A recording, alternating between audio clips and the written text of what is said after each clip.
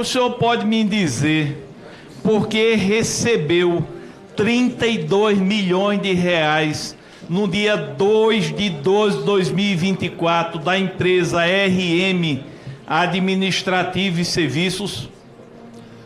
Vou permanecer em silêncio. Bem.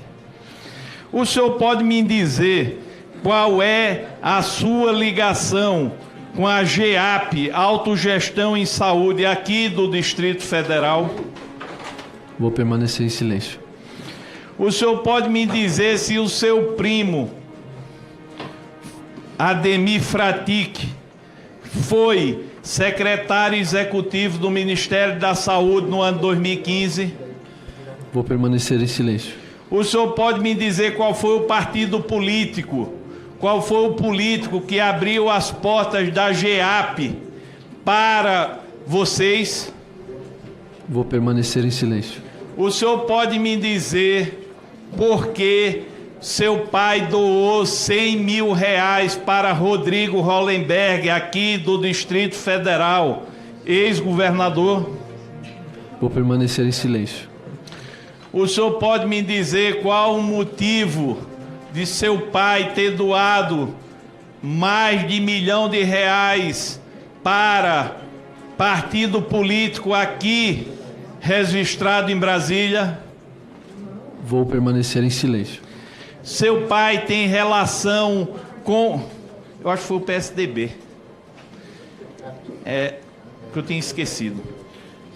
Pode me dizer quais parlamentares mantêm relação com você, seu pai e as suas empresas?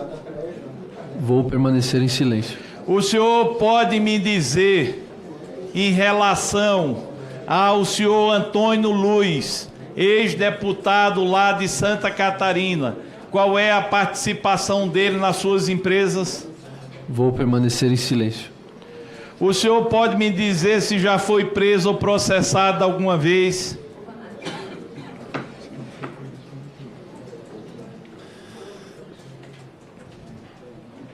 Vou permanecer em silêncio. Tia, tu tá sabendo que isso aqui não é brincadeira. Não sei se tu foi informado que tu pode sair preso daqui, se tu continuar fazendo palhaçada com quem tá trabalhando aqui. Então a gente tá tentando descobrir para onde é que foi o dinheiro roubado de aposentados e pensionistas. Tu tem o habeas corpus que te permite não responder o que te incrimine. Agora, achar que a gente é idiota, que tu não lembra se tu um dia foi ou não condenado, aí tu tá rindo da nossa cara. Então, a qualquer momento, tu pode sair algemado aqui de dentro. Então, eu acho que era bom tu dar uma colaborada, porque senão o negócio vai ficar feio. Obrigado, presidente. Senhor presidente, em nome de Vossa Excelência, quero saudar a todos, parlamentares presentes, depoente, advogado, jornalistas, assessores, mas principalmente ao povo do meu país. Presidente, a história erra muito, mas quando acerta, ela acerta e faz mudar os rumos da própria nação. Não conhecia Vossa Excelência. Nunca tinha ouvido falar em Vossa Excelência. Eu sou de Alagoas. Vossa Excelência é um senador da República de Minas Gerais. Nossas vidas nunca tinham se encontrado. Eu era promotor de justiça. Vossa Excelência tinha uma carreira vitoriosa no jornalismo. Correspondente internacional, senador eleito, eu estava no meu mundo, na minha vida. Quis o destino que 2025, aqui, neste plenário, e eu gostaria de reprisar, o governo com ampla maioria na comissão parlamentar para uma eleição de presidente, que já estava definida, com o senador tendo dado entrevista e relator tendo dado entrevista, com a imprensa noticiando os rumos da CPMI. A CPMI, com a sua verdade, iria para a gaveta. Mas, poxa, tem gente que brinca de Deus. Tem gente que acha que pode mais do que Deus. No dia da eleição, eu sento ali na quinta fileira. Para minha surpresa, Vossa Excelência eleito senador presidente da comissão. O plenário não esperava, não. O senhor chegou aqui humilde, uma votação surpreendente com a maioria do governo, e esse homem é eleito presidente da comissão parlamentar de inquérito. Deixa eu dizer, não tem explicação lógica. Sabe qual é a única explicação? É porque as pessoas duvidam de Deus. O Brasil estava de joelhos. O Brasil estava desacreditado. O Brasil tinha certeza que essa CPMI ia ser uma pizza depois jogada com a massa podre dentro da lata do lixo. E Deus mudou isso. Eu nunca vi tanta correria na minha vida. Eu nunca vi tanta gente ligada ao governo com cara de velório. Eu nunca vi tanto desespero. Eu fiquei impressionado e fiquei comigo pensando. Eu digo, como é que acontece um negócio desse? Como é que o governo consegue perder uma eleição? Ganha. Estava ganha. E vem a primeira resposta. Primeira resposta é a soberba. Os ases da política, da base do governo, cantaram vitória antes do tempo. Aí Deus fez só. Assim, rapaz, vou olhar um pouquinho para esse país. Esse não foi o país que eu criei com tanta gente boa e tanta riqueza, com um povo de bem e com um povo que merece esperança. Eu só tenho essa explicação. E aí Deus colocou Vossa Excelência na presidência da CPMI. Depois disso, nunca teve tanta dança de cadeira aqui na CPMI. O governo exigindo a blindagem absoluta e os obstáculos intransponíveis. E o presidente mantendo a serenidade, o respeito, ouvindo a todos. Mas eu confesso, meu coração às vezes era capaz de explodir com tanta calma do presidente. Eu cheguei muitas vezes para esse presidente aqui e disse: presidente, agora é uma boa hora de pautar os meus requerimentos, porque eu tenho maioria agora para aprovar. O presidente olhava para mim, disse: Alfredo, eu dei a minha palavra que não iria fazer nada de surpresa contra ninguém. E dependente do meu coração, eu vou cumprir a minha palavra. E nunca deixou eu fazer um extrapauto. Nunca deixou. Eu aceito, mas nunca entendi. Eu digo: mas presidente, o que é que custava fazer um extrapauto? Ele disse: não, só faço com o apoio dos líderes. A gente tinha 15 aqui, só tinha o líder do governo.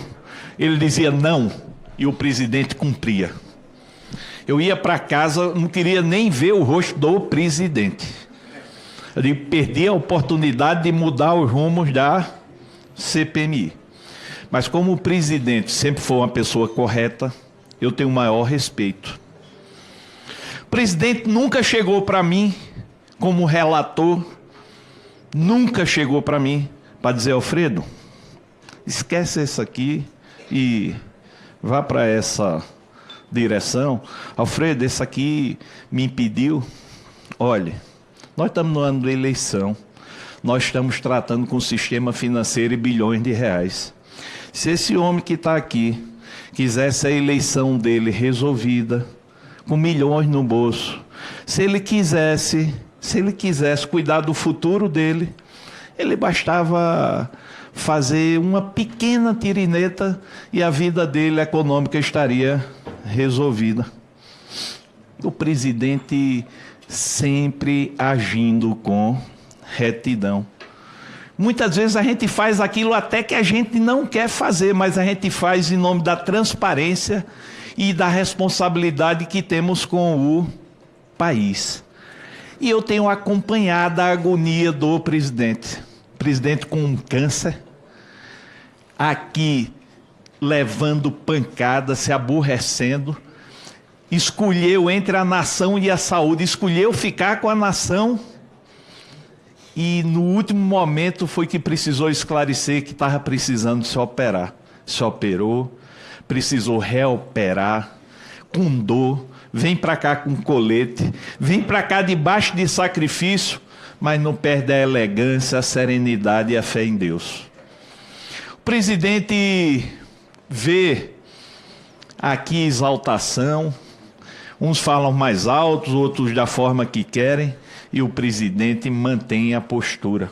Mantém a postura sem agredir, sem desrespeitar, sem perder o prumo. E por que eu estou falando isso? Porque, presidente, eu não lhe conhecia, mas a jornada da vida me fez aprender a respeitar o senhor. Respeitar porque o Brasil está carente de homens públicos decentes. Eu sei bem que o senhor poderia ter resolvido a sua vida política, a sua vida econômica. Poderia o senhor estar em outro patamar, presidente. E o senhor abriu mão disso tudo em torno de um propósito de vida. Não tem nada mais importante do que isso.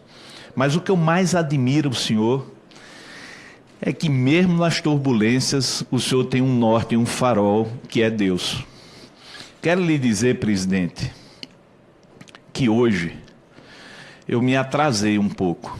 Eu me atrasei, presidente, porque eu passei uma noite péssima. Estudei para poder vir aqui, mas à noite me levantei, não sei o que é que deu em mim, vomitei, voltei para a cama, vomitei de novo, voltei para a cama, enfim, não consegui dormir. Quando deu 8h30 da manhã, eu estava exausto, sem força, cochilei, e aí fui acordado já às 9h15 e cheguei atrasado. Quando eu cheguei atrasado, presidente, aquela sala ali estava em reunião. E eu abri a porta, estava o senhor sentado, estava o líder do governo, estavam outros deputados. E eu fui tomado de surpresa com o que eu ouvi. O que é que eu ouvi? Eu ouvi que o líder do governo queria fazer uma votação em bloco. Toda vez que eu entro ali, presidente, o senhor sempre diz a mesma coisa.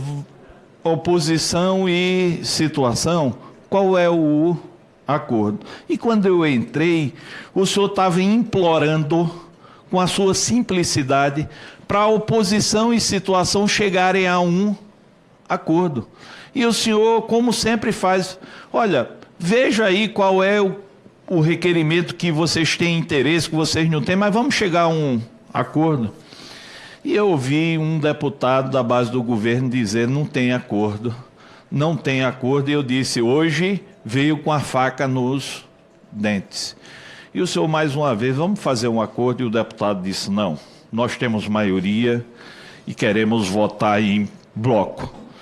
Eu achei uma petulância grande da forma que falou, eu disse, eu vou sair, presidente, e saí e vim para cá. E a festa estava feita. E eu vou explicar porque a festa estava feita. Então, iria votar em bloco sem concessão. Eu sentei aqui, presidente, dizendo, para mim mesmo, eu digo, olha, estratégia do governo vai enterrar a CPMI. Eu vou explicar por quê. Vai enterrar a CPMI. Mas com a consciência tranquila de um alagoano simples, nordestino, de que a minha parte eu estava fazendo. E quando eu sentei ali, senador, e vi votação simbólica, pede nominal, por vitória do governo, 18-12. Aí vem a próxima votação. A pedido de quem? Do Alfredo? A pedido do presidente? A pedido da oposição? Não. A pedido do governo, com qual o propósito de enterrar tudo de uma vez. Aí dá um stop aí, para aí. Aí vamos voltar lá atrás. Eles esqueceram da eleição da mesa da CPMI. Eles esqueceram que a estratégia que adotaram lá e teve uma derrota fragorosa, podia acontecer aqui. Aí o painel contava 31 votação simbólica. O presidente não precisava nem contar, porque é simbólica. Mas quem se levantou contra foi menos do que quem ficou sentado.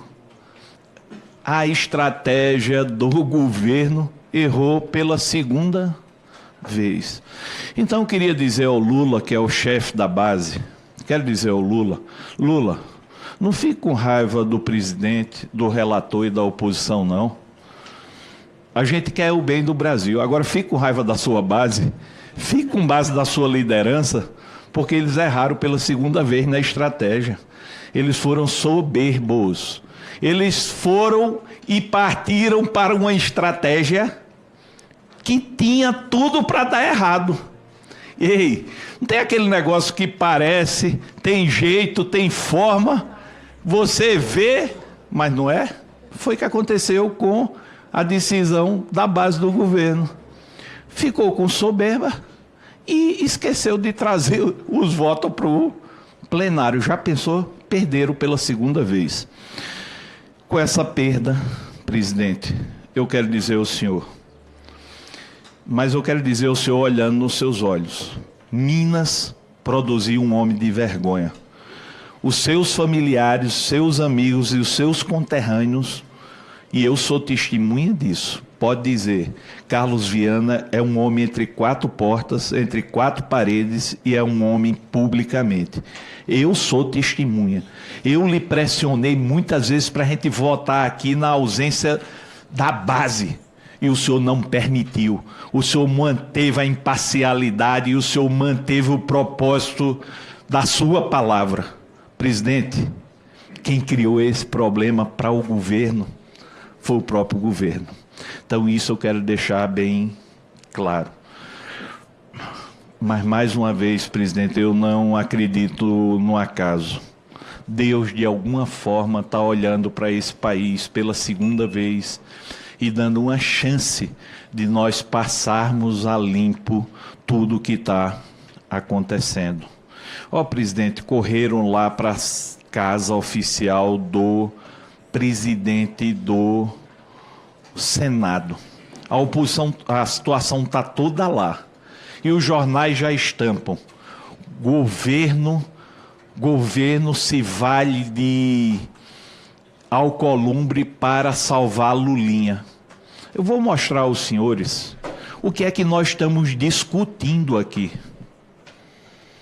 Me permita, presidente, porque eu acho que o Brasil precisa esclarecer. Relator, o Brasil espera a sua fala. Presidente, ó Brasil, se esse homem quisesse ser um homem de 50 milhões de reais, ele seria. Ele seria facilmente. Eu quero saber quantos brasileiros negariam vantagem indevida pelo bem do Brasil.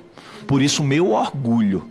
Mas eu vou dizer ao senhor aqui o que é que foi colocado para votar. Diferente das mentiras. Primeiro, o requerimento da pauta, que a base do governo queria enterrar. Requerimento de prisão preventiva que eu pedi para o presidente da CBPA. Mais de 500 milhões de reais embolsado do povo sofredor brasileiro. Eles queriam enterrar. Poxa, quem é contra prisão preventiva de criminoso? Criminoso que rouba aposentado e pensionista. Segundo o requerimento da pauta, eu vi um deputado ali dizendo: o presidente só pauta o que quer. Mentira, está aqui. Segundo o requerimento da pauta, para Zema Crédito, pedido por um deputado aqui da oposição ao governador de Minas. Mesmo com o interesse político dele, o presidente manteve. Olha o que é hipocrisia. Diz uma coisa e faz totalmente diferente. O cara faz o requerimento e depois trabalha para o próprio requerimento. Isso significa o quê? Que é só o discurso. Terceiro requerimento, pedindo investigação e informações à ANAC. Sabe o que é que eu pedi? Eu pedi, olha só, se o Brasil não quer saber isso, com quem decolou os 3 aviões de Vorcaro durante um período de tempo. A gente quer saber quais as autoridades da República que estavam sob as asas de Vorcaro. O Brasil quer saber. Ei, uns dizem que o Master está envolvido de um lado e outros dizem...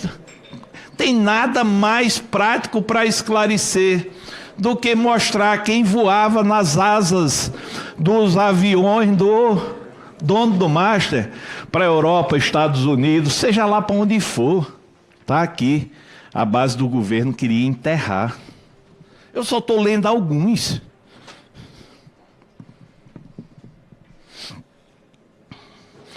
Descobrimos outro táxi aéreo utilizado pela turma. Prime Aviation. Poxa, tem muita gente importante voando aqui. Tem muita gente que a República nem espera. Chegou aqui através do deputado Marcel Van Hatten, do Novo.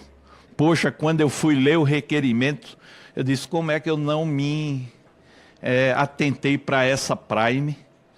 Aí, mais uma vez, a base do governo querendo enterrar.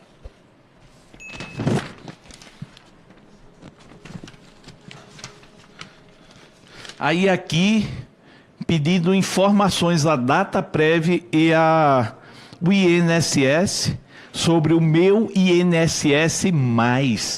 Ninguém sabe a falcatrua que está ocorrendo no meu INSS+. Não é dinheiro meu, não, é dinheiro do povo brasileiro. Não queria que isso viesse à tona, queria enterrar em bloco. Aí vem para cá requerimento para convocar Adroaldo da Cunha Portal. Quem é Adroaldo da Cunha Portal, minha gente? Secretário executivo do Ministério da Previdência. Estavam querendo barrar aqui, mas está preso. Está preso, cabeça do desvio do dinheiro dos aposentados e pensionistas. A base do governo querendo barrar. É isso que está em jogo. Ouvi o senhor Gustavo Marques Gaspar. Minha gente, Gustavo Gaspar, testa de ferro de senador da República, testa de ferro do núcleo criminoso. A base do governo querendo enterrar em bloco. Aí vem para cá convocação do senhor Augusto Ferreira Lima, diretamente ligado ao Credit Sexta do Banco Master. Aí veio um senador aqui explicar que foi na época dele. O que é que a base do governo queria? Enterrar.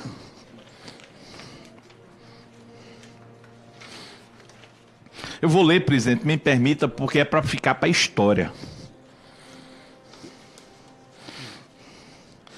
Aí vem o senhor Márcio Alaúde Araújo, que esteve presente em muitas questões do consignado e que eu vou mostrar daqui a pouco, recebeu quase 30 milhões de reais.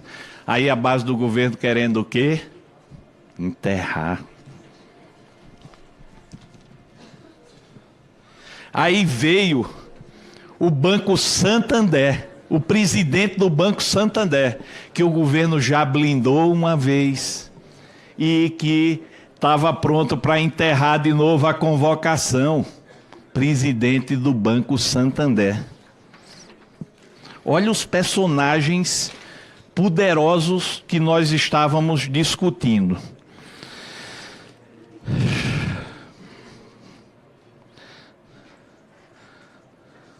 Aí vem a senhora Leila Pereira, presidente do Banco Crefisa, com irregularidades que foram suspensas no INSS. A base do governo já tinha barrado. Hoje, queriam enterrar de novo. Aí vem o presidente do Banco C6. A base do governo já tinha enterrado, queria enterrar de novo hoje. Aí vinha a convocação da senhora Léa Brescia Amorim, que foi pedido a exoneração dela pelo presidente do INSS. E o governo não deixa, o governo está na mão. Aí veio a quebra de sigilo do senhor Gustavo Marques Gaspar, que vai mostrar para onde o dinheiro dos velhinhos e aposentados andava. Aí vem aqui a Falomed, requerimento de quebra de sigilo da Falomed. Milhões de reais que abasteceram pessoas próximas ao gabinete do presidente da República. Aí vem relatório de quebra de sigilo do senhor Walton Cardoso, assessor que recebia, segundo a Polícia Federal, propina para um deputado federal. Eles queriam enterrar. A gente já passou por assessor de senador e agora estamos passando por assessor de deputado. Aí vem rife do senhor Rodrigo Moraes, dono da Arpar. A Arpar está numa rede com mais de 10 bilhões de reais e PCC está nessa rede. E a moçada que fala tanto da Faria Lima, que fala tanto do crime organizado no alto escalão da base do governo, queria enterrar.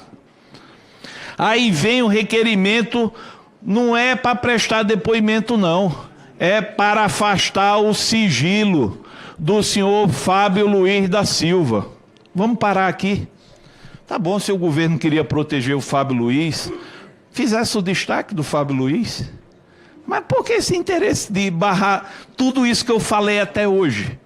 Presidente de bancos, voo de aeronaves suspeitas, dinheiro rolando com assessores de parlamentares. Mas vamos falar de Fábio Luiz. Fábio Luiz está aqui, eu pedi a quebra do sigilo dele porque ele é filho do presidente Lula? Não. Eu sou doido, é? E eu estou maluco para isso? Não. Os jornais aqui mostram. Quando essa CPMI começou, que eu sequer sabia no que estava me metendo, a única coisa que eu ouvi aqui é que a ordem de blindagem era para não chegar no irmão do presidente da República, chamado Frei Chico. E eu fui entender qual o papel do Frei Chico, vice-presidente do Sindinap. O Sindinap foi um dos sindicatos que mais recebeu dinheiro roubado de aposentado e pensionista. E aí, de repente, aparece um personagem que estava totalmente fora do nosso radar. Um cidadão chamado Fábio Luiz da Silva. Por que isso aconteceu? Porque chegou informação aqui que o melhor amigo do careca do INSS tinha, de um tempo para cá, através de lobby, passado a ser careca do INSS, e a junção com Fábio Luiz, o tal do Lulinha. E aí fomos entender, no meio, o Brasil tem 215 milhões de habitantes, tem 210, 220, então não me recordo agora. Poxa, no meio de mais 200 milhões de habitantes, o filho do presidente da República foi logo arrumar amizade com o maior ladrão de aposentado e pensionista do Brasil. Simples assim. Poxa, mas coincidências na vida existem. Aí chega a informação. Olha, viajaram juntos para Portugal. Aí eu faço um requerimento aqui, ou alguém fez, ou foi a deputada Bia, eu não me recordo. Então, vamos tirar essa prova dos 9? Eu acho que isso é mentira. Vamos tirar essa prova dos 9? Vamos pedir a quebra de passageiros do voo de Portugal, conforme chegou o informe. Fizemos. Para mim foi um espanto. era um negócio que resolveria a desconfiança. Rapaz, eu nunca fui tão atacado. A base do governo ficou em desespero e bloqueou a quebra dos passageiros do voo para Portugal. Eu me revoltei tanto que eu coloquei o meu cargo de relator à disposição. Eu disse, só tem um jeito. Eu renuncio ao cargo de relator se Lulinha não viajou com Careca do INSS juntos com as despesas pagas por Careca na classe executiva do voo X lá para Portugal. Isso foi o ano passado. Sabe quem me desmentiu? Ninguém. Sabe quem permitiu a quebra do sigilo dos voos? A base do governo não permitiu. Aí, de repente, aparece uma senhora chamada Daniela Fonteles. Me falaram, porque como relator, toda hora, olha, o dinheiro vai chegar no filho do presidente por 2 pessoas. Daniela Fonteles e Roberta Luxinger. Eu digo, rapaz, vocês ficam repassando essas informações e eu não posso estar me arriscando a investigar o filho do presidente da República sem ter alguma base. Aí vieram para cá e me trouxeram as fotos.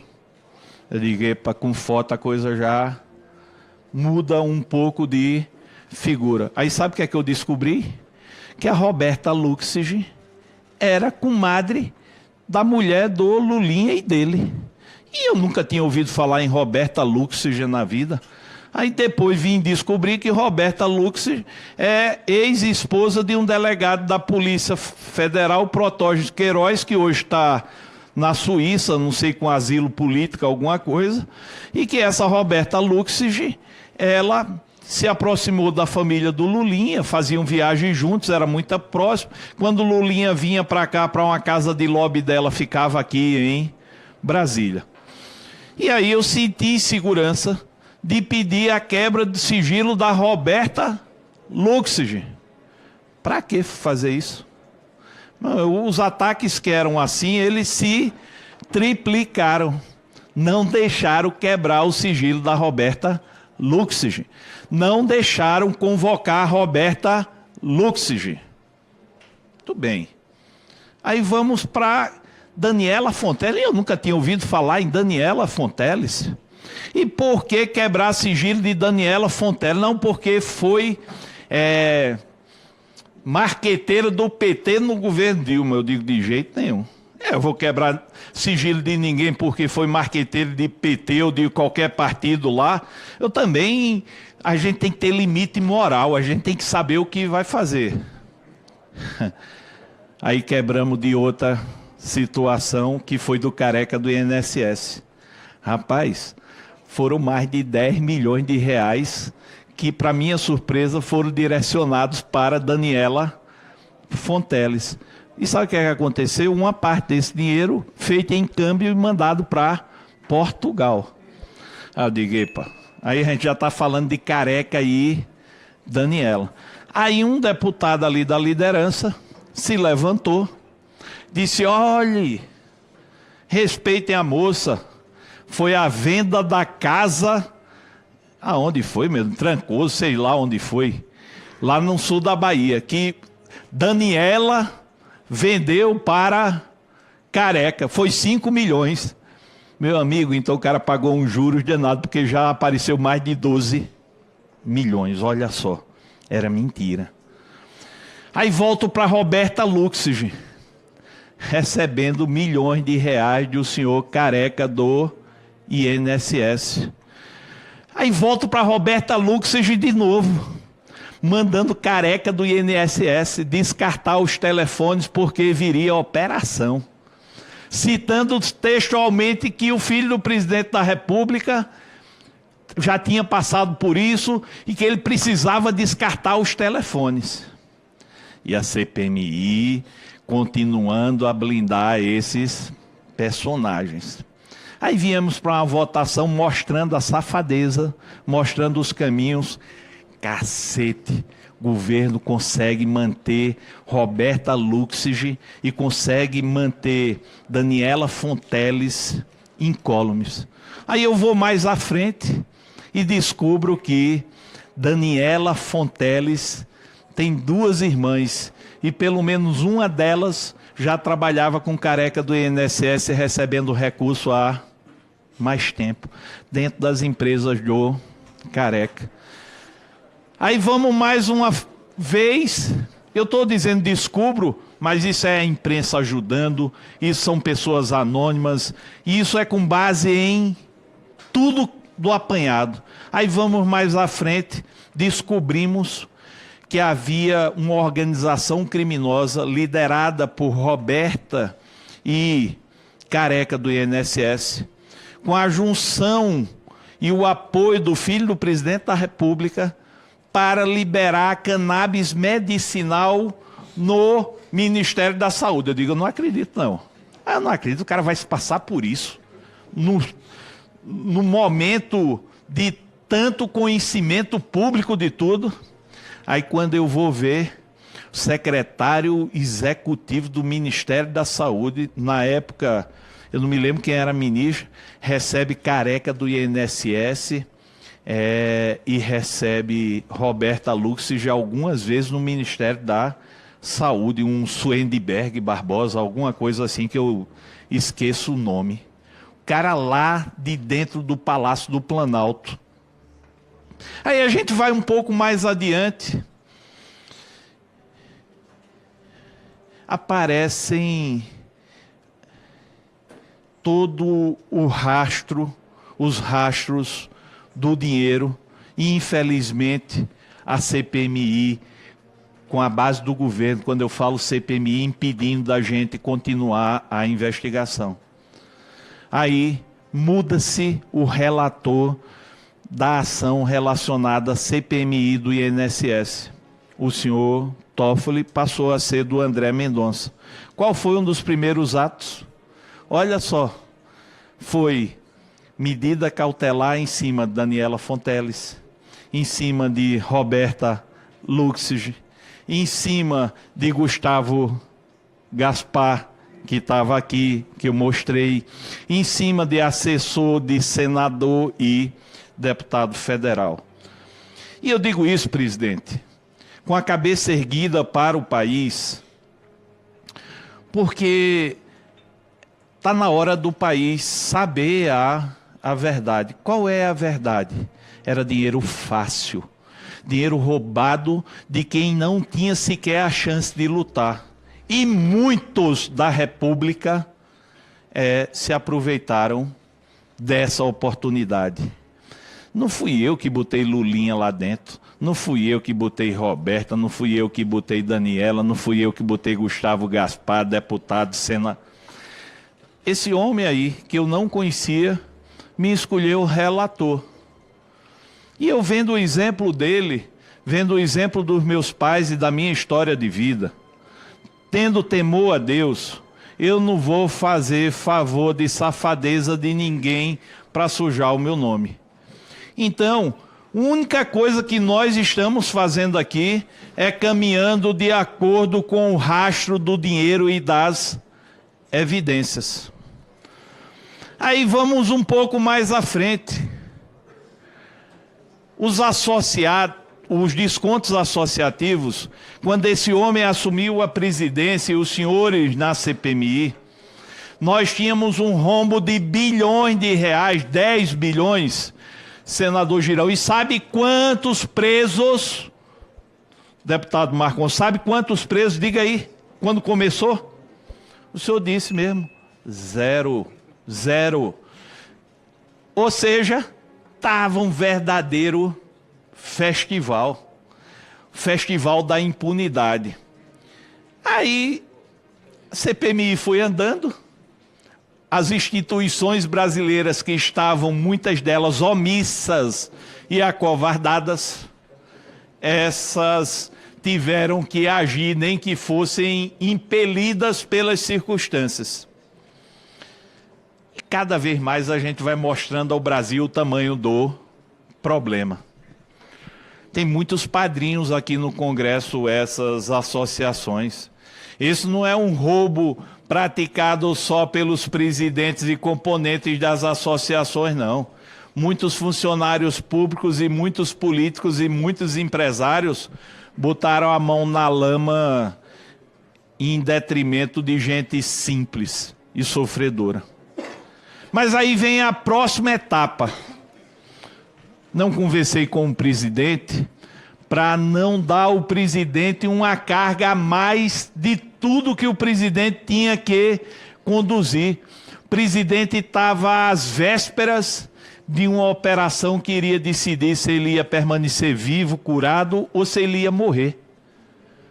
Como é que eu ia dividir as preocupações com um homem desse que estava na véspera saindo daqui para tentar sobreviver?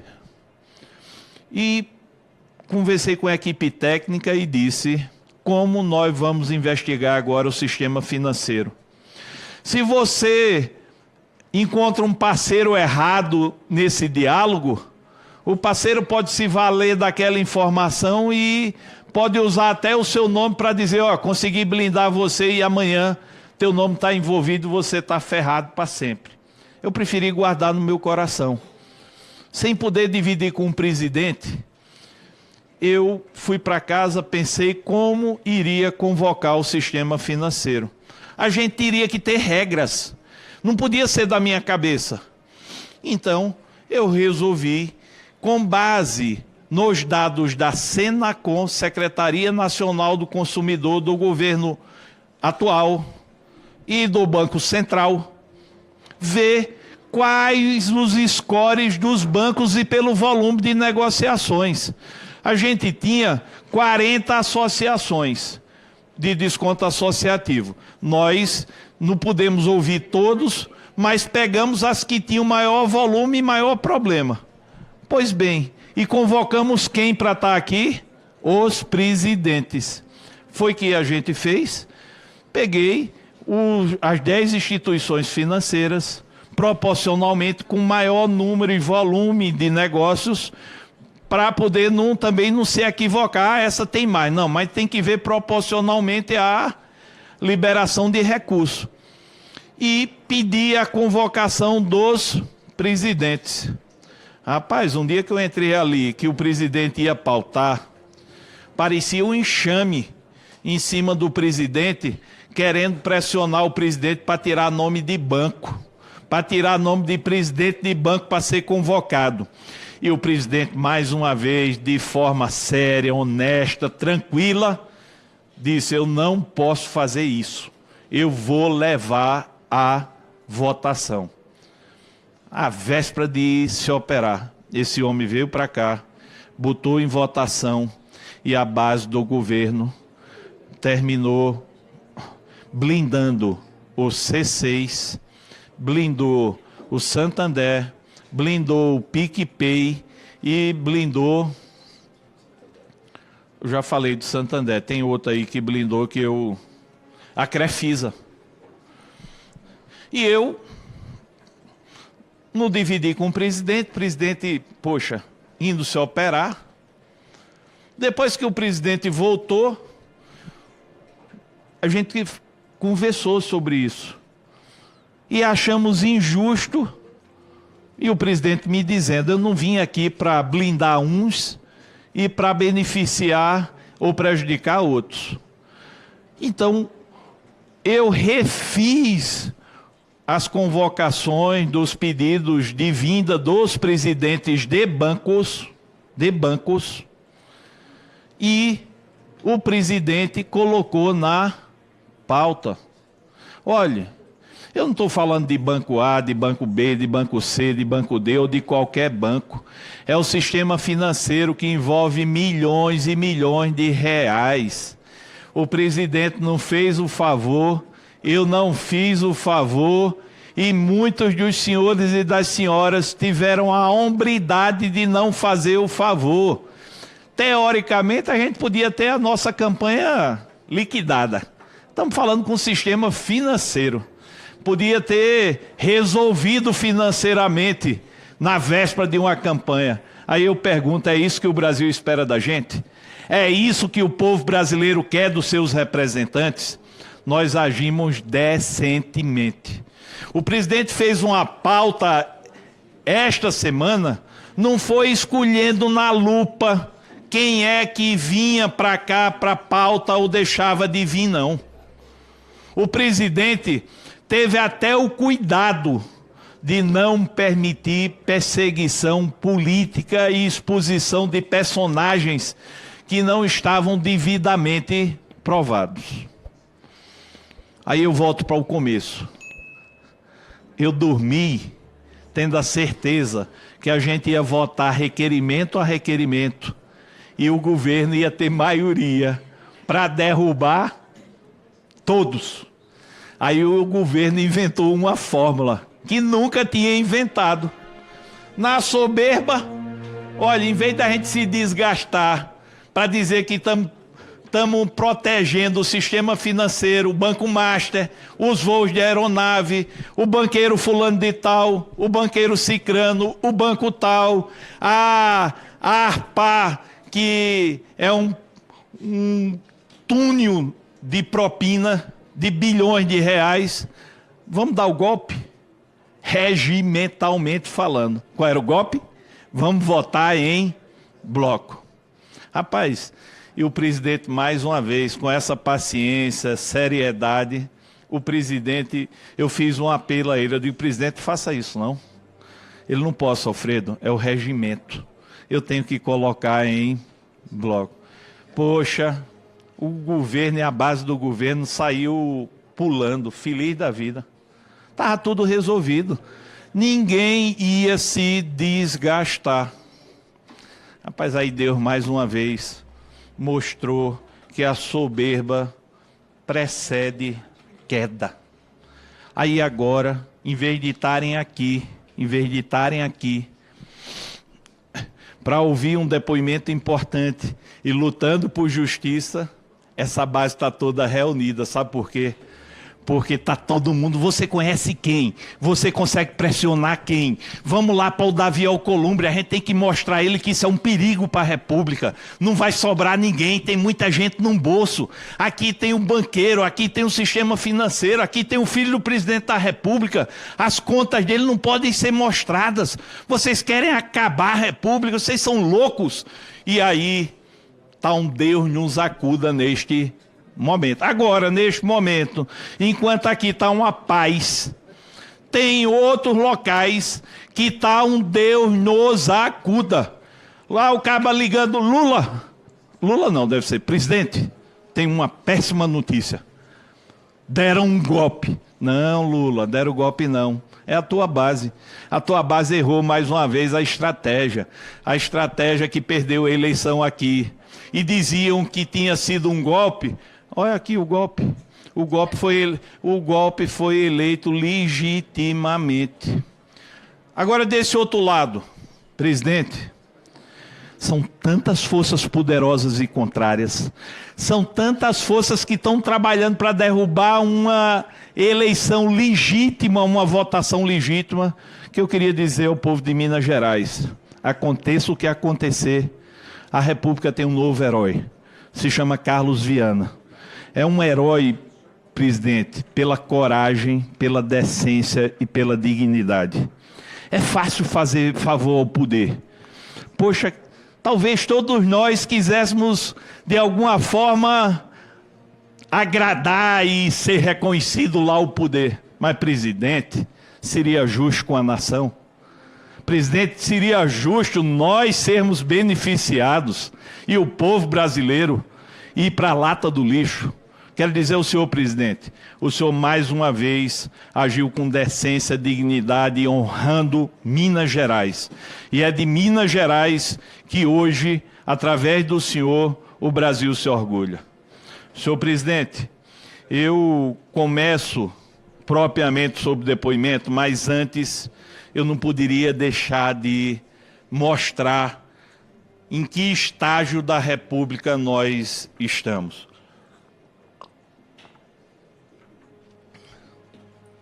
E aí chegamos ao senhor depoente que está aqui, o senhor Camizotti. E por que o senhor Camizotti está aqui?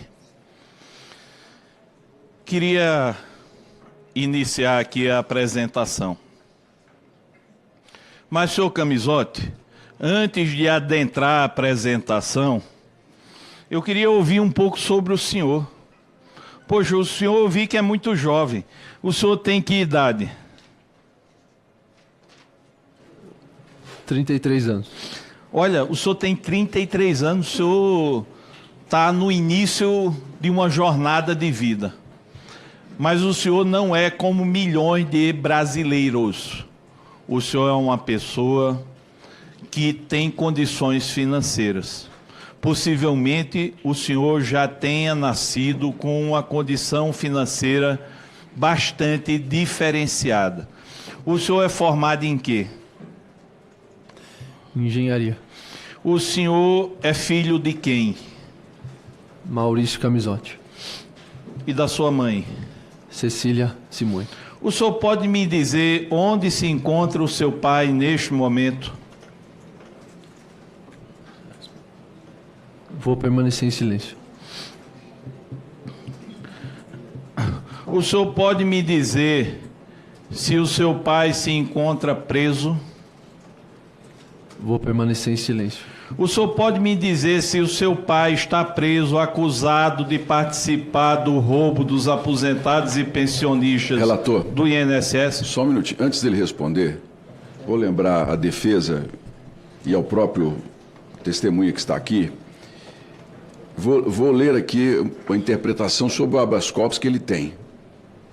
Em que pese a concessão do direito a não prestar o compromisso e o direito ao silêncio a perguntas potencialmente incriminatórias, o depoente permanece na qualidade de testemunha, uma vez que não houve decisão de alteração deste aspecto do habeas corpus. Ele está aqui como testemunha. As perguntas públicas de conhecimento ele tem que responder. Aquelas em que ele entender e a defesa entender que haja comprometimento, aí ele pode permanecer em silêncio. Mas com relações às questões públicas, não. Nesse sentido aqui, quero destacar o HC 26488 da lavra do ministro Luiz Fux. A propósito, o compromisso de dizer a verdade do Código de Processo Penal, artigo 203, nada mais é do que exortação moral do dever de depor sem se omitir, nem se distanciar dos fatos a que tiver conhecimento. Nesse sentido, eventual depoimento prestado sem assinatura do compromisso de dizer a verdade não exime o depoente desse dever, o qual decorre diretamente do artigo 206 do Código de Processo Penal. Obrigado, senhor presidente. Apenas em relação à decisão vigente para esse depoente, ela disse que tem o direito de não sofrer constrangimento físico. Ele não está sofrendo constrangimento, doutor. Está perguntando onde está o pai dele. São fatos. Ele não está sofrendo constrangimento, excelência. O pai dele está preso. Presidente, são fatos notórios e que claramente Doutor, abalam a moral de constrangimento qualquer é pessoa. se o chamasse de qualquer coisa, ou fizesse uma pré-condenação, né? Assim, quando ele for uma pergunta sobre movimentação, que for que ele se sentir possibilidade de incriminar, ele diz o silêncio, mas perguntas públicas, doutor, ele tem que responder aqui. Tá? Só fazer essa exortação para a gente poder dar uma sequência mais tranquila aqui. Ou não, relator? Eu vou voltar a perguntar e de uma forma bem delicada. O seu genitor era para prestar depoimento aqui. E até hoje eu estou esperando o seu genitor. O senhor sabe informar onde o seu genitor se encontra? Vou permanecer em silêncio. Muito bem.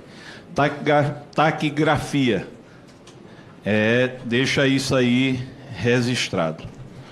O senhor, como jovem, 33 anos, o senhor está aqui na qualidade de testemunha e eu vou ter a oportunidade de com o senhor poder conversar uma parte deste dia.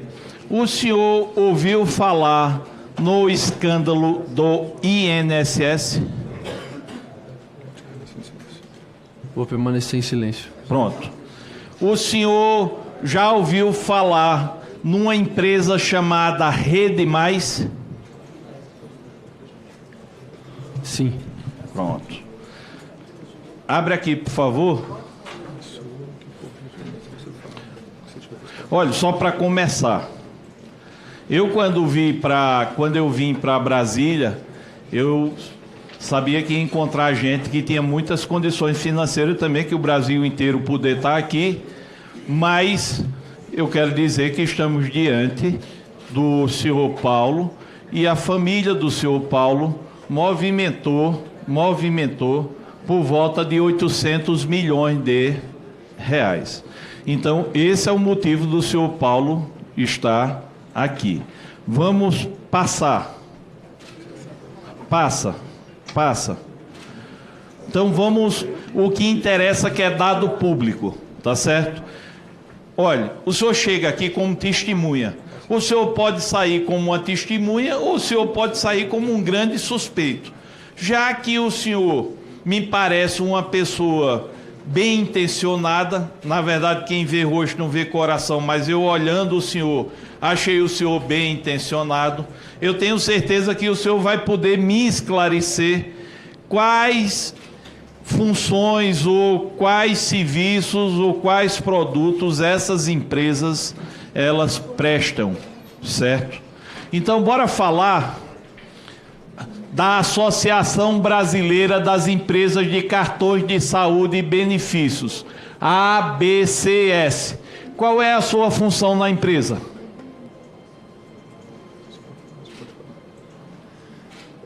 Presidente. Presidente. E qual a atribuição dessa empresa?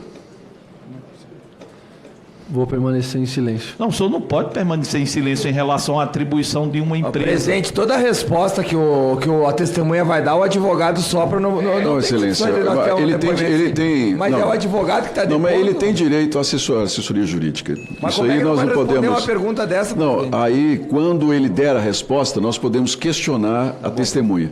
Mas o advogado tem todo o acesso aqui para poder conversar com ele. Então, eu fiz uma pergunta sobre a Associação Brasileira de Empresa de Cartões de Saúde e Benefício, ele como presidente. Eu, presidente de uma empresa, eu quero prezar pelo prestígio e principalmente pela transparência. Eu só fiz uma pergunta. Qual a atribuição dessa empresa? Quer responder ou vai ficar em silêncio? Vou ficar em silêncio. Pois vamos falar da Benfix Corretora de Seguros. Qual a sua função na Benfix? Vou permanecer em silêncio. Olha, ele foi o representante da Benfix. Guarde esse nome, Benfix. Brasil Dental Serviços Compartilhados. Qual a sua função? Vou permanecer em silêncio. Brasil Dental Operadora de Planos Odontológicos. Vou permanecer em silêncio. Brasil Dental Operadora de Planos Odontológicos com outro CNPJ. Vou permanecer em silêncio. Grupo Rede Mais S.A. Vou permanecer em silêncio. MCCS Administração de Bens.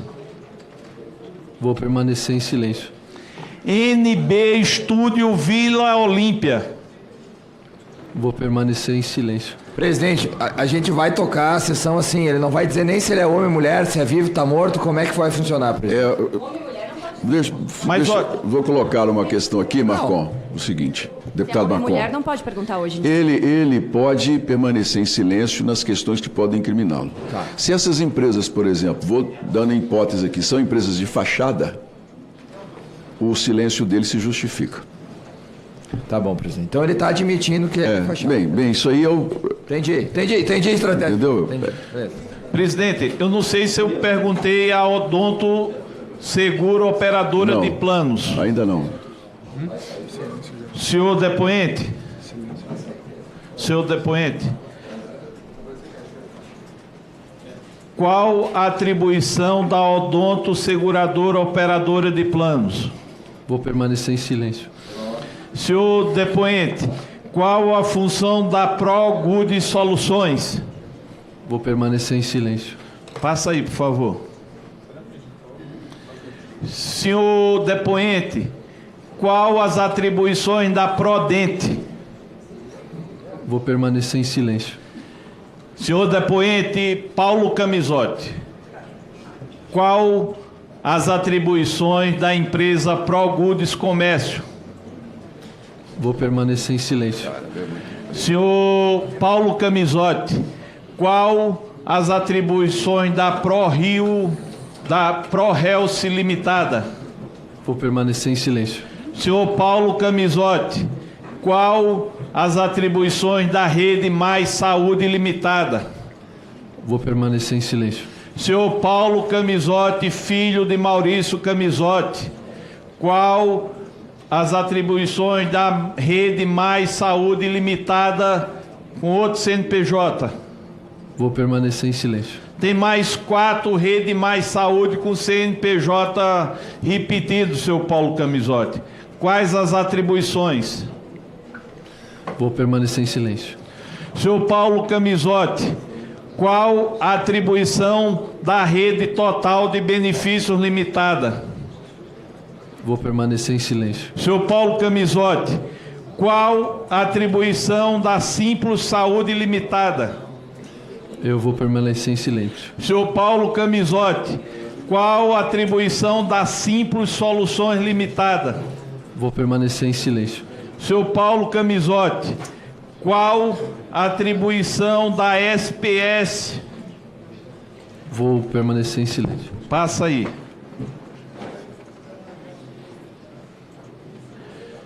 Olha, eu nem sei quantas empresas eu falei aí, mas tem mais de 20.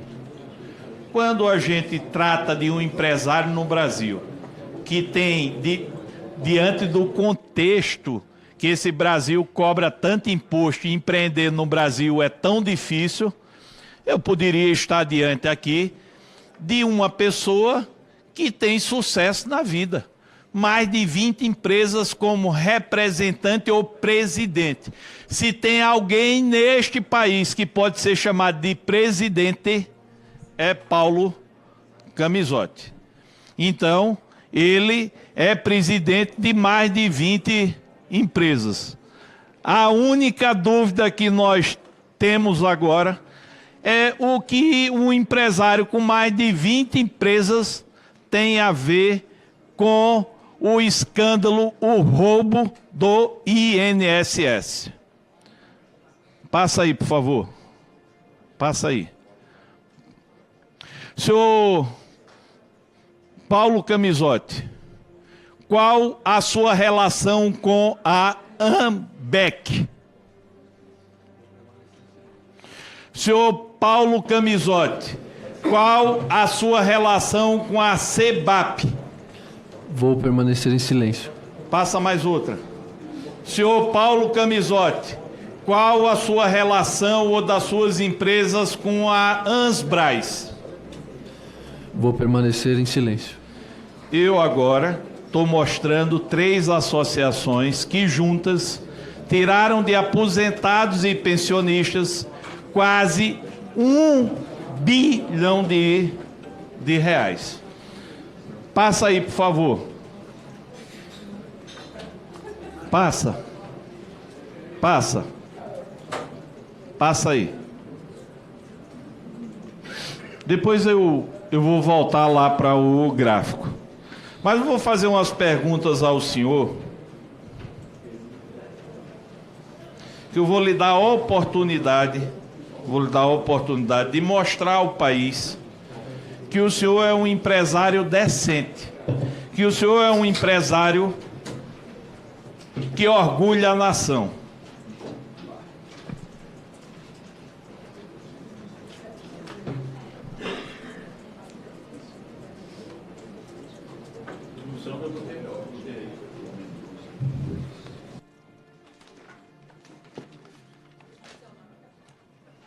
Hein?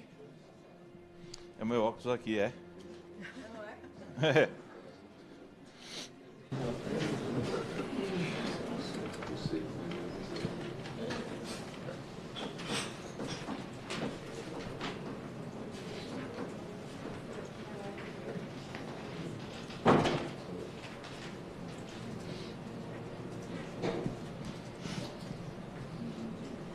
a Ambec recebeu quase 500 milhões de reais. Até aí não tem problema nenhum. Problema de quem for lá dirigente da Ambec. Aí nós estamos aqui para discutir quem são os dirigentes da Ambec. Qual a sua relação com Marilisa Moran Garcia? Vou permanecer em silêncio. Qual a sua relação com Antônio Fratique Bacique? Vou permanecer em silêncio. Qual a sua relação com Luciene de Camargo Bernardo? Vou permanecer em silêncio. Qual a sua relação com Maurício Camisotti? Meu pai. Eu pensei que o senhor ia permanecer em silêncio. Qual a sua relação com José Hermes César Brilhante Palmeira? Vou permanecer em silêncio. Qual a sua relação com Maria Aparecida Vieira? Vou permanecer em silêncio. Tá. Sim, Alfredo, o que é que isso tem a ver com a história do mundo? Acabei de falar de 500 milhões da Ambec retirado de aposentados e pensionistas. Só para os senhores terem uma ideia, Ambec, entidade criminosa. Primeiro presidente, Ademar Fratique Bacique. Quem é? Primo dele, sobrinho de Maurício Camisotti. José Hermes César Brilhante, também presidente, trabalhava nas empresas dele, que ele é o presidente. Luciene de Camargo Bernardo, prima do pai dele. Antônio Fratique Bacique, tio dele, Paulo.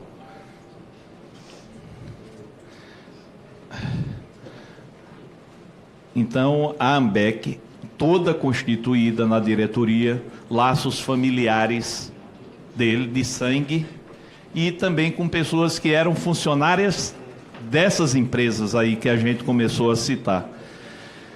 Ô Alfredo, tudo bem, tu está falando da Ambec. Agora, bota aqui, por favor. Bota aquele gráfico.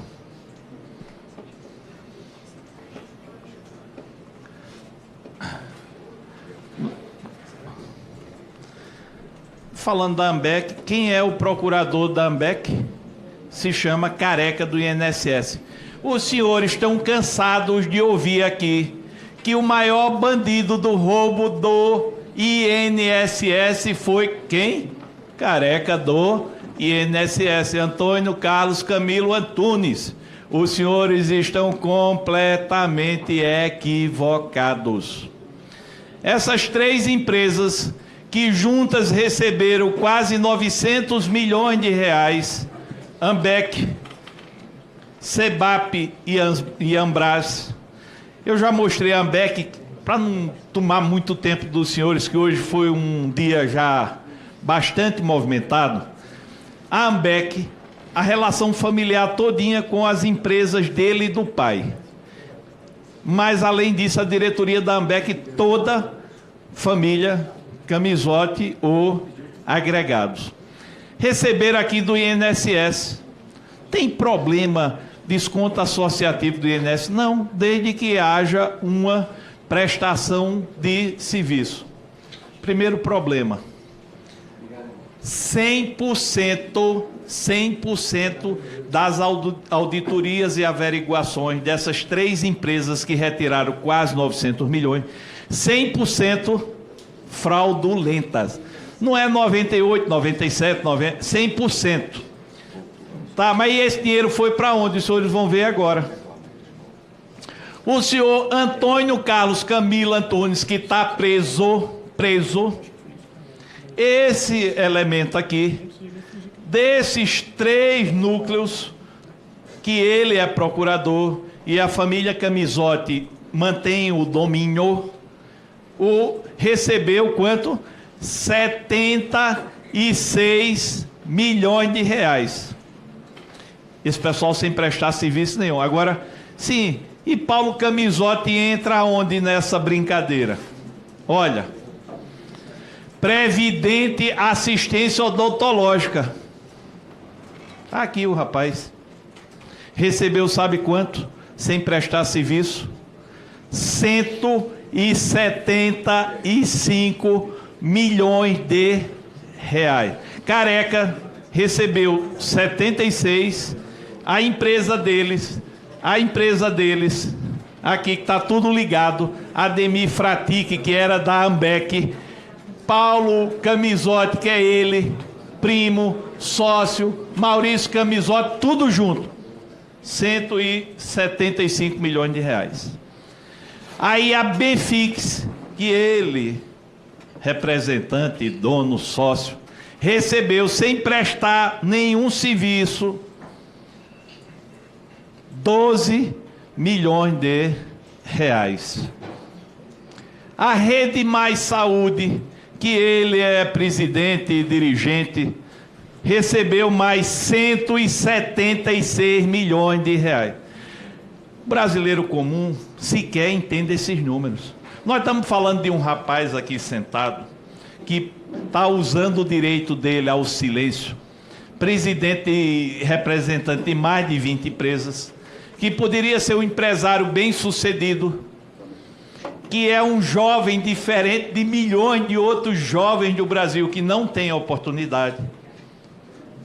Se os senhores fizeram uma conta de padaria aqui, nas contas dele e da família, aqui mais de 350 milhões de reais, diretamente do aposentado e do pensionista. O senhor pode ficar em silêncio, é um direito do senhor, mas o aposentado e o pensionista brasileiro, que está em casa, que faltou o remédio, a comida, o aposentado e o pensionista, que não tem o luxo que o senhor tem, o aposentado e o pensionista, que sofreu com a falta de remédio e o finalzinho do dinheiro do mês, o dinheiro dele, uma parte relevante, foi para ele e para a família, mais de 350 milhões de reais. Paulo Otávio Camisotti. Eu perguntei onde está o seu pai e ele não disse. O pai dele está na cadeia, porque nós pedimos aqui e não podia ser diferente. Mas ele também deveria estar preso. Aqui, essa família, com mais de 350 milhões de reais dessas três entidades, ela é 3 vezes, 4 vezes, 5 vezes, melhor falando, mais forte do que Careca do INSS. Botaram o nome do Careca do INSS e a gente ficou repetindo. Maior operador financeiro, que é verdade, é um grande operador. Mas lembrem desse nome, Camisotti. Camisotti, nessa operação aqui, foi 5 vezes maior do que Careca do INSS. Eu vou falar outros nomes, mas ele tem todo o direito de permanecer em silêncio.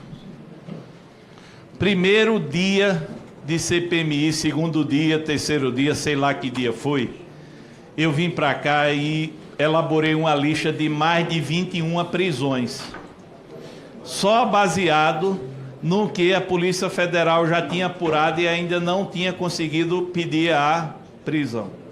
Rapaz, a base do governo aqui foi um Deus nos acuda, é muita gente. Passei presa no primeiro dia, não tem um que se salve. O andamento foi só mostrando isso. Mas teve um nome que gerou muita repercussão, porque já era o sistema financeiro presente. Foi do senhor chamado Márcio Alaúde Araújo, tratado aqui como pai dos consignados. A pergunta que eu faço ao senhor: qual é a relação do senhor com o Márcio Araújo? Vou permanecer em silêncio. Aqui, essas entidades sob o controle deles e do Careca remeteram 45 milhões de reais para essa consultoria acostumada a pagar propina, e quase 30 milhões vieram para o senhor Márcio Alaô de Araújo, que tem passagem em vários bancos, mas principalmente no banco BMG. Então, quero dizer aos senhores, cada coisa ao seu tempo. Está aqui mais uma descoberta da CPMI. Mas deixa eu dizer outra descoberta da CPMI que trarei em breve. Um grande grupo empresarial sacou dinheiro e pagou propina. E os senhores vão ver que os personagens se repetem. Os personagens são os mesmos por conta do poder e da impunidade.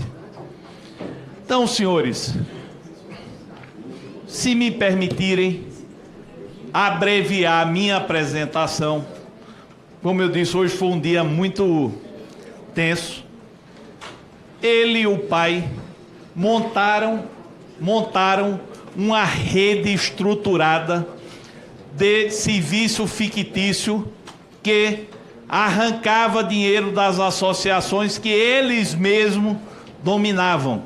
E esse dinheiro saía do bolso dos aposentados e ia bater no bolso deles. Mas tem alguns fatos interessantes que eu vou aqui mostrar.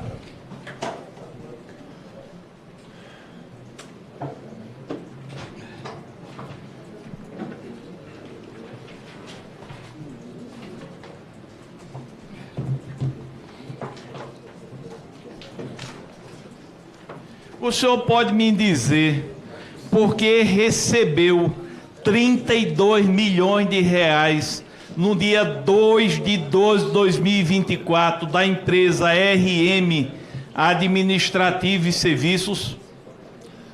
Vou permanecer em silêncio. Bem. O senhor pode me dizer qual é a sua ligação com a GEAP, Autogestão em Saúde, aqui do Distrito Federal? Vou permanecer em silêncio. O senhor pode me dizer se o seu primo,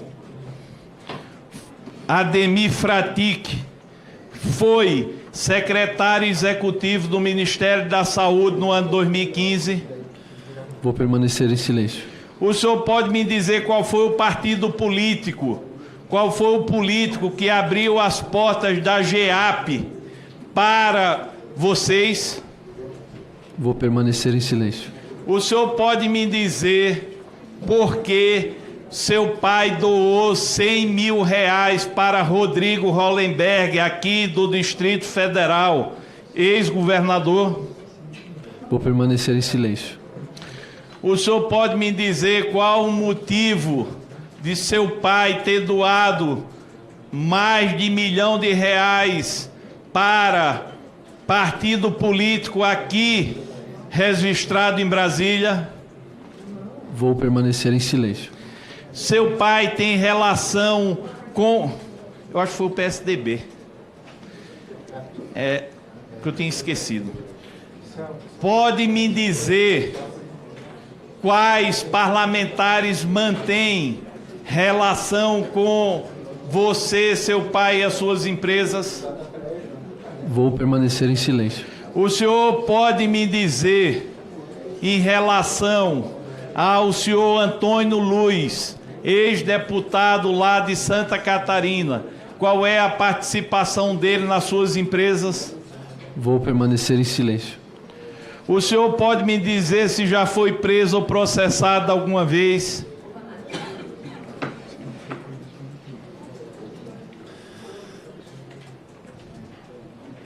Vou permanecer em silêncio.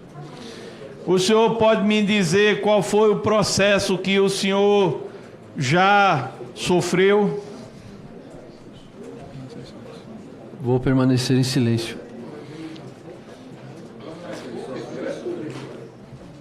Presidente, acho que essa informação é pública, né? Acho que ele não pode se negar da informação que é... Qual o processo que ele... É público, tem que falar. É tantos que não sabem. Presidente, me parece que essa informação é pública. Se o Eu quero depoente é consultado sobre o orientar aqui ao processo... seu advogado e também a ti, Paulo, que informações públicas elas precisam ser repassado, você precisa responder. Eu vou pedir que o relator repita a pergunta para que não tenha nenhuma dúvida sobre o conteúdo dela. Pode repetir, relator, por gentileza? Quero aproveitar aqui para registrar que há 10 parlamentares aqui e nenhum da base do governo nesse momento aqui na CPMI. O senhor pode me dizer se já respondeu ou responde a algum processo judicial? Presidente, a avaliação sobre o que é ou não incriminatório, ou o que é potencialmente incriminatório, com todas as vênias, pela decisão obtida pelo depoente, ela cabe ao próprio depoente. Eu vou fazer a leitura aqui do artigo 266 para que não reste dúvida ao advogado, à defesa e nenhum dos presentes aqui. Artigo 206 do Código de Processo Penal. A testemunha não poderá eximir-se da obrigação de depor. Poderão, entretanto, recusar-se a fazê-lo o ascendente ou descendente a fim de linha reta, cônjuge, ainda que desquitado, e o irmão, pai, mãe ou filho adotivo do acusado, salvo quando não for possível, por outro modo, obter-se ou integrar-se à prova de fato ou suas circunstâncias. Quero aqui destacar também a decisão do ministro Flávio Dino no HC protocolado, impetrado pelo Paulo, onde o ministro Flávio Dino diz que ele é obrigado a vir a comparecer a essa comissão, devendo permanecer calado nos casos de não autoincriminação. Quando o relator pergunta clara e em língua portuguesa se existe algum processo em que ele foi condenado, e sendo essa condenação uma condenação pública, não é uma autoincriminação ele confirmar um dado público. Então eu reitero a importância, sob pena de você descumprir uma decisão de um ministro do Supremo. Então peço mais uma vez que o relator repita a pergunta para que não tenha dúvida de que isso aqui não é uma autoincriminação. Aqui há, de fato, um questionamento necessário para o bom andamento dessa CPMI. Vou ler aqui a decisão do ministro Flávio Dino no HC 268102. Defiro parcialmente eliminar para assegurar ao paciente o direito ao silêncio, ou seja, de não responder querendo a perguntas potencialmente incriminatórias a ela dirigidas. Se você nunca foi condenado, basta dizer, nunca fui condenado. Se foi condenado, sim, fui condenado. Em tendo sido condenado, se há recurso, diga que foi condenado, mas existe recurso. Se foi condenado e a sentença penal condenatória transitou em julgado, diga, fui condenado e a sentença penal condenatória transitou em julgado. Essa é a resposta possível nesse questionamento. Pode repetir pela última vez, senhor relator, por gentileza? Senhor presidente, eu me sinto satisfeito com o que o senhor explicou, ele pode responder direto aí. Eu não me recordo. Certo.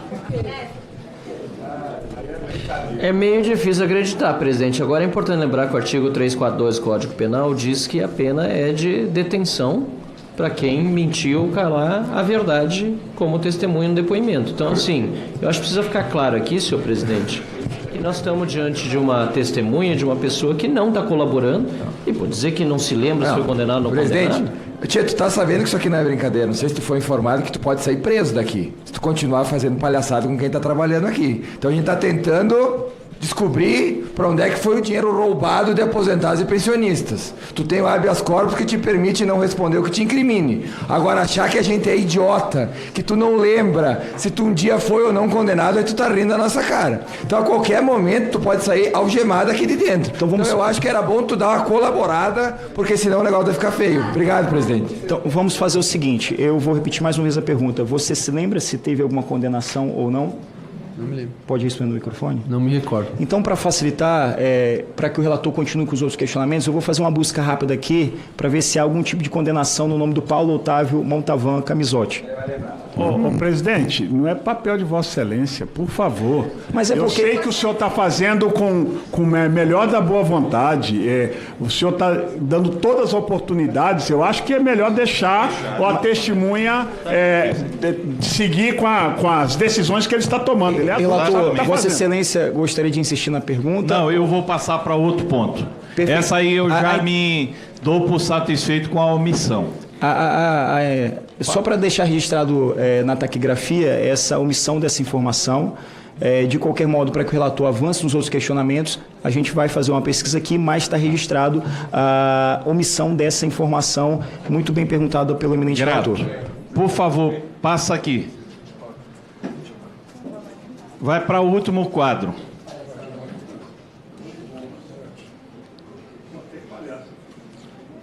Esse é o último quadro. Pronto. Quando eu digo que esse Brasil é uma esculhambação, as pessoas às vezes se sentem ofendidas. Eu não falo o povo brasileiro, estou falando as estruturas de poder. Nós tínhamos até um dia desse um ministro do STF, foi presidente, chamado Ricardo Lewandowski. Um homem que ocupou o mais alto cargo do Poder Judiciário na República. Saiu. Quando ele saiu, o escritório dele com ele foram prestar assessoria a quem? A quem? Banco Master. Não. Muito bem. Depois disso, operação da Polícia Federal. Carbono zero ou algo desse tipo. Eu não me esqueço, eu esqueço o nome. Quando vai lá, o cara que mexia com negócio errado, até vinculado com uma facção criminosa lavando dinheiro, quem está lá? Escritório do filho do ministro. O cara ministro do STF, depois ministro da Segurança Pública do atual governo. Saiu agora quando estourou o escândalo do Master. Aí o caba vem para essa zona que fizeram com o INSS, roubando aposentado e pensionista. Aí, meu amigo, SEBAP, AMBEC, ANSBRAS, roubaram 850 milhões do povo sofrido brasileiro. Para onde foi uma parte desse dinheiro? Não mesmo.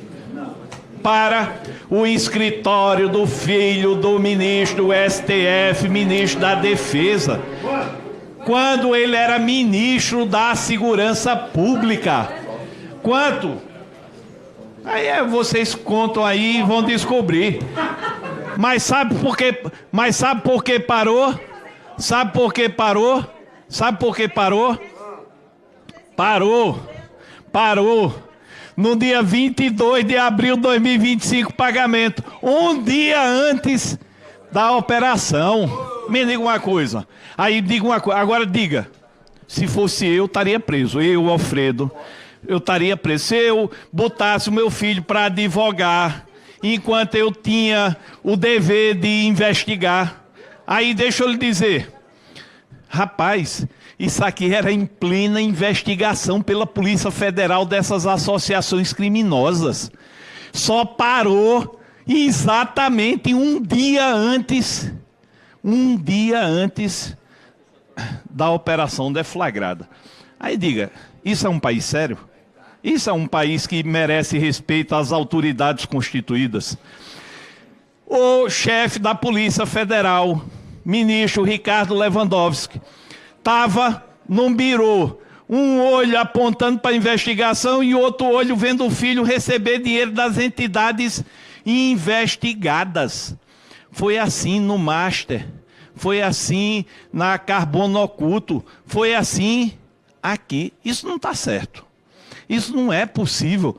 Interrompeu, não era tudo legal, não era tudo bacana, não era tudo prestação de serviço. Se era, por que interrompeu? Pelo amor de Deus. E é assim, você tem advogado enquanto não é descoberto. Depois que você é descoberto, manda o advogado embora. Eu pensava que fosse o contrário. Você tem advogado para resolver os problemas quando os problemas aparecem. Tá aqui. O que é que me parece isso aqui? Rapaz, a gente tá lascado. Controladoria Geral da União, Polícia Federal tá em cima, só tem um jeito. Vamos nos cercar de prestígio. E quando a bomba estourou, acaba o pagamento. Depois que a bomba do Master estourou, não deu mais para ficar no ministério. Eu acho isso muito grave, eu acho muito ruim e são esclarecimentos que a República precisa. Então a pergunta que eu faço: qual o motivo da contratação do ministro, aliás, do escritório do filho do ministro da Justiça, por essas entidades AMBEC, CEPAB e ANSBRAS? Vou permanecer em silêncio. O senhor conhece o filho do ministro da Justiça, advogado Ricardo Lewandowski? Vou permanecer em silêncio. O senhor alguma vez tratou com esse cidadão dessa contratação aqui profissional? Vou permanecer em silêncio. Uma coisa que me chama a atenção também e que a gente tem que rever são os milhões de reais direcionados a alguns escritórios de advocacia pagos por empresas que retiraram dinheiro de aposentado e pensionista. E eu quero saber do senhor qual a sua relação. Qual a sua relação? Onde é que eu botei, meu Deus do céu? Rapaz, até eu perdi o que eu estava fazendo. Aonde? Não. Esse aqui é o de pergunta. Será que eu botei por cima aí alguma coisa? Ah, rapaz, você levou embora. Qual o serviço contratado? Qual o serviço contratado que possibilitou o repasse de 7 milhões de reais pela Benfix, Rede Mais, Previdente, Prospect e as entidades que repassaram 7 milhões de reais para Shimada Advogados? Vou permanecer em silêncio. O senhor conhece algum advogado ou contratou algum serviço advocatício da Shimada Advogados? Vou permanecer em silêncio. O senhor conhece ou contratou algum serviço que repassou mais de 1.800.000 reais para Panela Advogados? Vou permanecer em silêncio. O senhor contratou, repassou algum dos 11.200.000 reais ao escritório Bialski, parece, Sociedade de Advogados? Vou permanecer em silêncio. O senhor conhece alguém desses escritórios que acabei de citar? Vou permanecer em silêncio.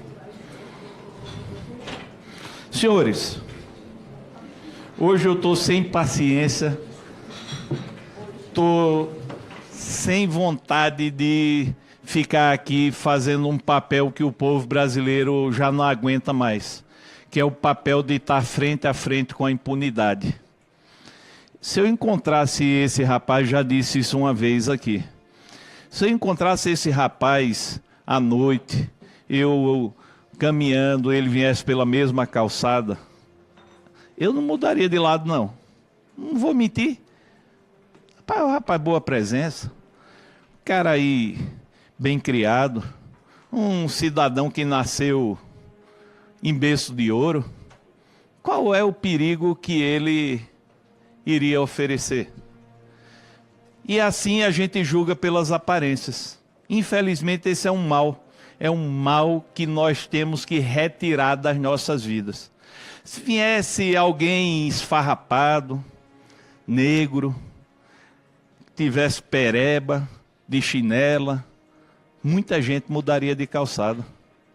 Muita gente acharia que seria um perigo estar à noite num canto escuro, frente a frente.